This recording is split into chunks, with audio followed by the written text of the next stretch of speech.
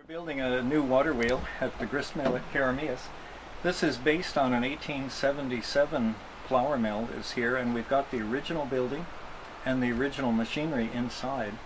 Outside, the wheel was gone when this was taken over by the province as a provincial historic site. So an archaeologist was employed. He excavated around and discovered the original timbers of the base still in place, and for the flume as well as the wheel. And so an engineer drew up a plan that made use of that and made it structurally sound by today's standards. And in 1986 the first wheel was built as a restoration. It lasted for 15 years until 2000.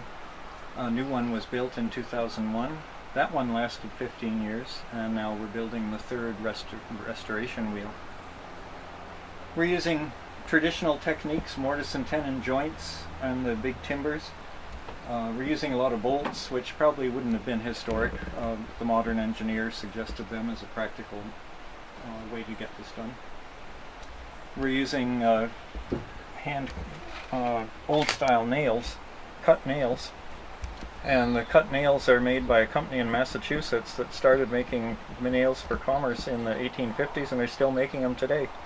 So we use these cut nails, and they're wonderful to work with. You can nail right near the end of a piece of wood and it doesn't split, and they really hold well.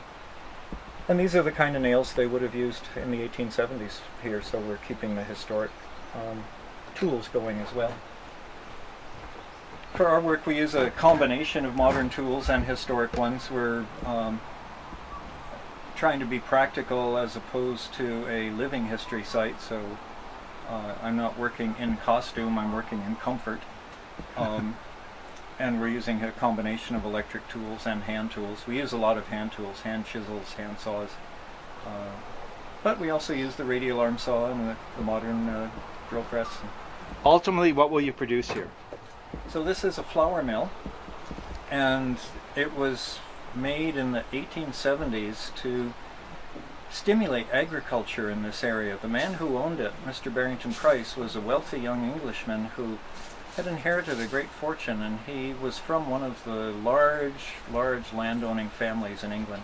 So he knew what it was like for land to be utilized, and he saw the potential for agriculture here. So he brought out seeds and tools, gave them to the Indians as well as to the white settlers, encouraging everybody to start planting agriculture here. Previously they had just raised cattle and horses on the natural bunchgrass, which was a good business, and those cattle and horses were for the gold miners in the north of BC. Well, by raising wheat here, it was possible to feed the flour mill, and the market were the gold miners coming through on the trail that passed right through this property on its way to the gold mines in the Rocky Mountains and in eastern BC and in the Kootenay Mountains.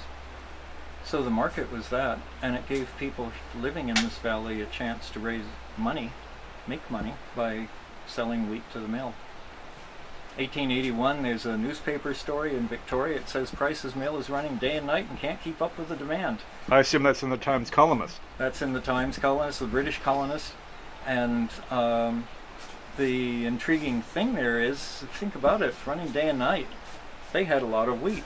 That meant people were growing wheat here because the mill needs the wheat. It doesn't just show up automatically. So this facilitated a lot of farming. Absolutely. It really started agriculture in this region. That's fantastic. And that carries on to this day. One of the interesting aspects of the time and of Barrington Price as a person was it was just when the reserve boundaries, the Indian reserve boundaries, were being determined, and Barrington Price stood up openly and vigorously for the rights of the First Nations people to have good land for agriculture. And he took a very interesting stand in that regard. And back then that would be pretty unprecedented. It was unusual in generality, for sure. And Barrington, there were letters that he wrote to government rather forcefully speaking about his arguments with the other settlers and of the rights for everybody to share in valuable land together. And I saw that as an example of the kind of family that he was from in England, which were the great landowners. And they were certainly the rich who owned everything, but the way they maintained their wealth was that everybody should be well off, and that particular estate definitely had that attitude about it. And Barrington brought that attitude here, that everybody should benefit, not just a few. Well, that was a perfect mindset for this location. It was, yeah. And look what came of it. so it's the interesting thing is the mill succeeded very well until the railroad came across Canada, and it didn't come here. So it went north of here. There was a steamboat put on Okanagan Lake as part of the railway system. Brand new town called Penticton sprung up over the hill on the other side. And this trail, the Dudney Trail, that was the horse trail across southern British Columbia, it was no longer an important highway. Now you traveled by rail.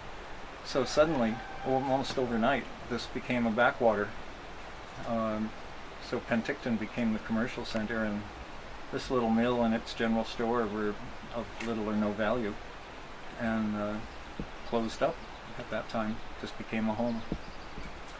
The material, the building, first class, dry condition, and it's the original logs from 1876, still here. Original roof, boards, everything, still in place.